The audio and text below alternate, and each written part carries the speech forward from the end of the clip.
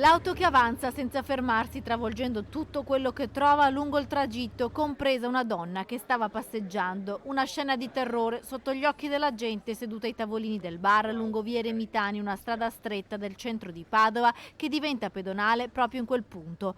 A terra una 52enne di 90 padovana, ferita gravemente, subito soccorsa da un medico che stava passando e dai sanitari del SUEM 118 arrivati pochi minuti dopo. Tanti i testimoni che hanno visto quell'auto passare dritta, quasi accelerare, senza fermarsi al segnale dell'area pedonale, investendo la donna che stava passeggiando ignara. Ho visto una signora che arrivava con la macchina, ho visto la macchina solo e che ha preso in pieno questa signora che stava camminando, che non riusciva a fermarsi e è andata avanti nella strada correndo forte senza frenare. Quindi la macchina non si è fermata? Non ha mai frenato la macchina, è sempre andata forte davanti fino in fondo, ha buttato giù i paletti e tutto. Sono scioccata ancora adesso. Il racconto di Alice che lavora in un negozio di abbigliamento di via Eremitani e che ha chiamato i soccorsi. L'auto sembrava senza controllo, le urla della gente, i motorini abbattuti come birilli insieme ai tavolini del bar che fortunatamente erano vuoti in quel momento. Doveva arrivare una laureata con tutti gli amici. Non ha fatto niente. Per fortuna che non c'erano tutti i ragazzi seduti.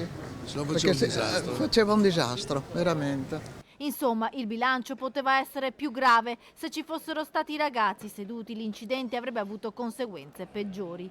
Alla guida della 500 con cambio automatico, una 57enne di Ponte San Nicolò che doveva entrare nei garage sotterranei adiacenti al Conservatorio Pollini, ma invece di effettuare la manovra di svolta è andata dritta travolgendo tutto. La donna era autorizzata ad entrare nella zona a traffico limitato. Sul posto anche l'assessore alla sicurezza di Padova, Diego Bonavina. Attendiamo gli accertamenti, la polizia locale è immediatamente intervenuta, sta facendo tutti i rilievi, per cui capiremo nelle prossime ore quello che effettivamente è successo.